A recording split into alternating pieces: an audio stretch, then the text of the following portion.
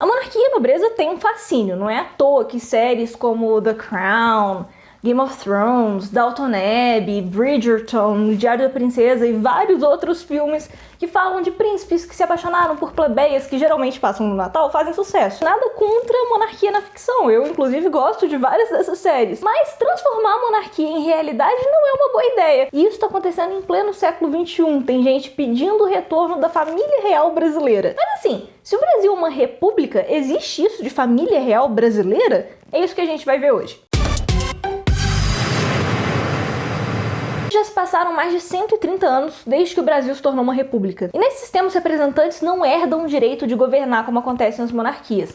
Na verdade, supostamente, apesar disso nem sempre acontecer, é o povo que escolhe os representantes da república, já que a república é a coisa do povo. E é assim que funciona no Brasil, foi isso que o povo escolheu em plebiscitos. Então a resposta óbvia é não, não existe uma família real brasileira. Ainda assim, em pleno 2021, estão fazendo encontros para tentar restaurar a monarquia por aqui, e o termo família real brasileira é mais buscado no Google do que o termo família real britânica. E isso é tão absurdo que nem dá pra acreditar que um trem desse está acontecendo. A explicação que eu vejo é que as pessoas não estão entendendo bem o que é essa família real brasileira. Então hoje a gente vai tentar corrigir esse problema explicando o que foi a família real no Brasil e por que adotar um sistema monárquico é totalmente sem sentido. Então vamos começar do começo. Essa tal família real brasileira originalmente nem brasileira é. Não sei se vocês estão lembrados, mas lá em 1808, o príncipe regente de Portugal, o Dom João VI, estava morrendo de medo de ser invadido por Napoleão, que estava dominando a Europa inteira na época. Aí, em vez de se organizar para enfrentar o cara igual fizeram os russos,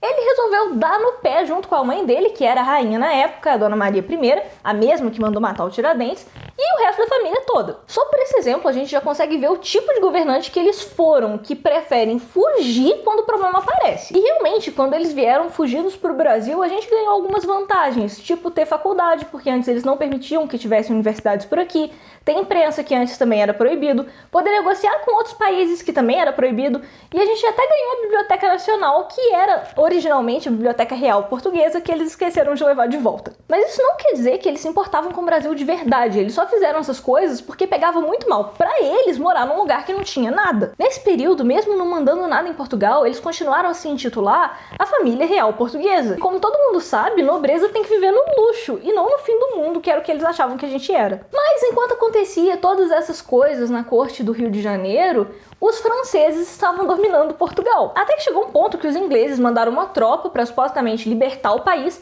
mas acabou que quem mandava mesmo era um oficial inglês designado pelo Reino Unido. Isso quer dizer que os reis de Portugal, na prática, não eram reis coisa nenhuma. É igual o Viserys de Game of Thrones, que ficava aí dizendo que ele era o rei de Westeros, quando na verdade tinha outra pessoa mandando no reino dele. É um pouco diferente porque os portugueses de fato tinham um título e o Viserys não. Mas, na prática, ninguém mandava em nada. Aí passaram os anos e em 1815 Dom João resolveu unificar o reino, fazendo parecer com que o Brasil e Portugal fossem a mesma coisa. E ele só fez isso porque ele queria participar do Congresso de Viena, e só podia participar quem morava no território que governava.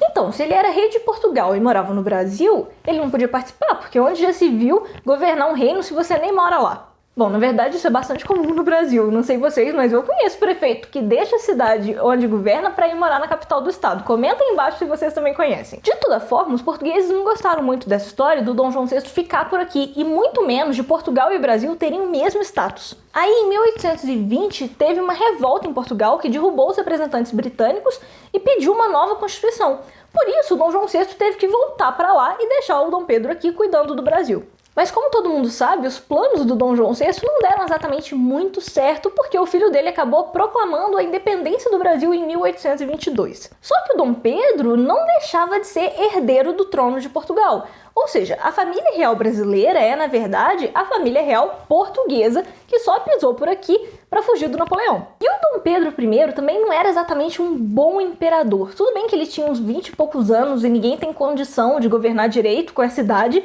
Mas a questão maior é que ele era muito autoritário. Um exemplo disso é que ele não quis aceitar a Constituição elaborada pela Assembleia Constituinte. Em vez disso, ele mandou fazer uma Constituição do jeito dele e impôs essa Constituição para todo mundo. E ele mandou colocar nessa nova Constituição o poder moderador, que significava na prática que ele podia fazer o que ele quisesse, ou seja, era um monarca absolutista, porque ele estava controlando os outros 3 poderes. Essa Constituição foi imposta em 1824 e no ano seguinte a gente pagou uma grana absurda para Portugal aceitar que nós éramos independentes. Tudo isso para em 1826 o Dom João VI morrer envenenado e o Dom Pedro querer dar uma de rei de Portugal. Ou seja, na hora que ele aceitou ser imperador do Brasil, ele não pensou direitinho nas consequências que isso traria ou não, sabe? De toda forma, não deixaram ele fazer isso e ele acabou mandando a filha dele para ser rainha de Portugal, que assumiu como Dona Maria II. Só que desde que ele fez isso de impor a Constituição e depois dar uma de querer ser rei de Portugal, a popularidade dele só foi caindo, até que chegou um momento que ele não conseguiu mais sustentar.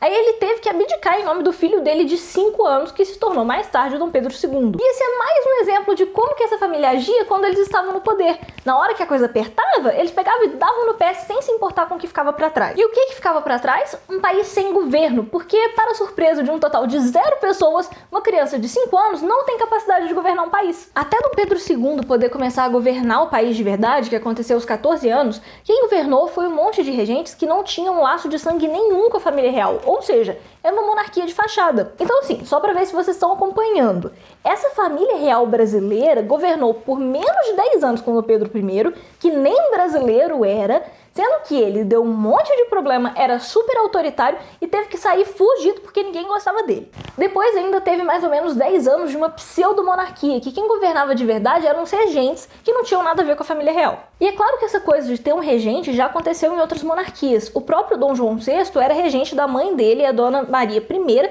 que era considerada louca. Mas esses regentes não eram qualquer pessoa, eles tinham que ter um laço de sangue com a coroa, ou no mínimo fazer parte da nobreza. Outro exemplo que aconteceu em Portugal foi com a filha do Dom Pedro I.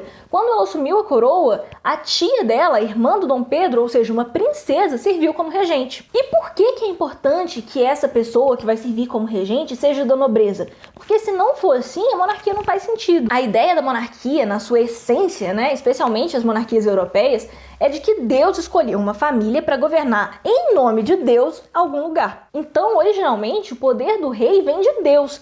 Os reis e os nobres seriam escolhidos por Deus para terem poder e por isso eles seriam especiais. Agora, se qualquer um pode governar, esse negócio de que o rei tem esse direito porque nasceu em uma determinada família é balela. E se é balela, o povo pode escolher quem quer que ele queira para assumir o governo. Isso é muito lógico, né? Só que o Brasil teve um motivo muito sórdido para não usar essa lógica. É claro que algumas pessoas perceberam que não precisava de um imperador para governar, que não existia esse negócio de direito inato. E se o poder não precisava ser herdado, qualquer um poderia governar, inclusive os grupos sociais que eram oprimidos naquela época. O período da regência foi um período de muitas disputas políticas, de muitas revoltas, inclusive revoltas de pessoas que eram escravizadas. 2 revoltas importantes foram a dos Malês, na Bahia, e a revolta de Carrancas, em Minas Gerais. E foi por causa de revoltas como essas que resolveram dar o golpe da maioridade e colocar um menino de 14 anos para governar o país. Porque para essas pessoas era melhor colocar uma criança de 14 anos no poder do que dar igualdade e liberdade para o povo. E eles fizeram isso porque, colocando Dom Pedro II, voltava a ideia de que só podia governar quem tinha nascido com esse direito. E sim, essa estratégia funcionou pra caramba, porque eles conseguiram manter o sistema escravocrata até 1888. E o que aconteceu logo no ano seguinte? Depuseram Dom Pedro II e estabeleceram a República. Isso é quase que um recado para o Dom Pedro II. É como se essas pessoas estivessem dizendo: meu filho, você só subiu no trono para calar o povo. Se nem para isso você serve, então deixa que os ricos fazem isso sozinhos mesmo. Ou seja, essa estabilidade que era criada pela monarquia era só uma forma de silenciar quem era contra os privilégios da alta sociedade. E na minha opinião, é justamente porque nós estamos vivendo um momento de instabilidade política em que esses privilégios estão novamente sendo questionados que os grupos monárquicos têm voltado a ganhar destaque. Querem que, de novo, eles cumpram um papel de silenciar as parcelas que não são privilegiadas pela sociedade. É como se eles dissessem: Ei, pobre, só pode governar quem nasce com esse privilégio. No site dos monarquistas, eles ficam falando como que a monarquia é o fim das disputas entre direita e esquerda, porque eles são apartidários, porque só com eles o Brasil vai pra frente e coisas desse tipo. E eles se sustentam muito nesse discurso de que monarquia é sinônimo de estabilidade e ficam se comparando a outras monarquias da Europa. Só que eles não têm nada a ver com as monarquias da Europa da atualidade. Primeiro que as monarquias europeias hoje são todas democráticas. E a proposta da tal família real brasileira é retomar a Constituição de 1824, aquela mesma que foi imposta pelo Dom Pedro I. Ou seja, eles querem retomar a Constituição feita de uma forma antidemocrática que desrespeitou a Assembleia Constituinte. Lá eles até falam de atualizações na Constituição, mas o ponto mais problemático eles querem que permaneça, que é o poder moderador. Esse poder coloca o imperador acima dos outros três poderes, ou seja, uma monarquia que é absolutista e não democrática. Outro ponto é que as monarquias europeias se mantêm pela tradição. E que tradição que tem essa família real brasileira? Nenhuma! É só a gente pegar o Reino Unido como exemplo. Lá as pessoas se importam com o que a família real faz, seja para criticar quando eles agem de uma forma problemática, seja para celebrar os casamentos ou para chorar quando alguém morre, como a Diana ou o príncipe Philip. O que acontece nessa família vira notícia no mundo todo porque ela é tradicional, e toda essa tradição gera até renda por meio do turismo. E é por isso que a monarquia britânica permanece. Agora, essa tradição da família real brasileira se baseia no governo de Dom Pedro I, que teve menos de 10 anos de um governo que foi um fracasso, e no governo do Dom Pedro II, que foi o homem que deixou o Brasil ser o último país a abolir a escravidão. Ou seja, duas experiências péssimas. E além disso, nós temos muito mais tempo de república do que a gente teve de monarquia, o que torna que o sistema republicano seja tradicional no Brasil e não monárquico. E é justamente porque eles não têm tradição de verdade que eles ficam insistindo numa pauta religiosa. Eles falam lá que a monarquia é protetora da família e que a família é a base da civilização cristã. E eles também colocam a fala de um papa para dizer que a república é um erro. Eles falam lá que só aconteceu a república porque o povo estava querendo uma novidade e que, segundo Pio X, o amor pelas novidades faz com que os erros sejam cometidos. É engraçado que eles não abordam lá o que daria para eles esse direito de governar, o que deixa entender que essa história de religião é o motivo que eles podem governar. Até porque eles chegam a dizer que o monarca é um homem diferente dos demais porque ele é um chefe de estado intrínseco da nação. Ou seja, ele é melhor que os outros por causa do cargo, e o cargo nasce com ele, não é uma questão de mérito, vem da natureza. Uma interpretação possível nesse contexto é que eles estão dizendo que eles são escolhidos por Deus. Só que esse papo religioso não cola desde o iluminismo, e isso faz mais de 200 anos. Assim, não que eles deem muita importância para esse negócio de história, porque dizer que a monarquia é um regime estável é ignorar todas as guerras que aconteceram justamente pela disputa pelo trono. Mas segundo os monarquistas, isso se resolveria só de colocar o filho mais velho no poder. De novo, não estudaram história, nem viram Game of Thrones, porque isso nunca segurou guerra nenhuma, disputa nenhuma. Basicamente, qualquer coisa que se questione deles, como dá pra ver na aba de perguntas e respostas do site dos monarquistas, eles respondem com a mesma coisa.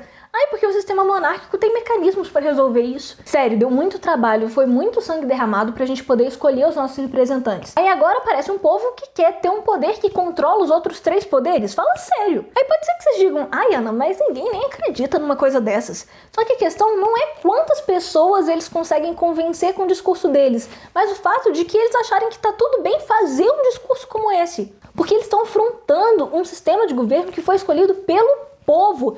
Eles estão dizendo que não é mais para ter três poderes independentes, que eles têm que ser controlados por um poder que está acima de todos eles, que é o poder moderador. Existir esse tipo de discurso quer dizer que a gente não valoriza o suficiente o nosso sistema republicano e democrático. E isso é muito preocupante. E é por isso que eu resolvi fazer esse vídeo, porque às vezes um discurso como esse, monárquico, ou às vezes o discurso de algum candidato parece até risível.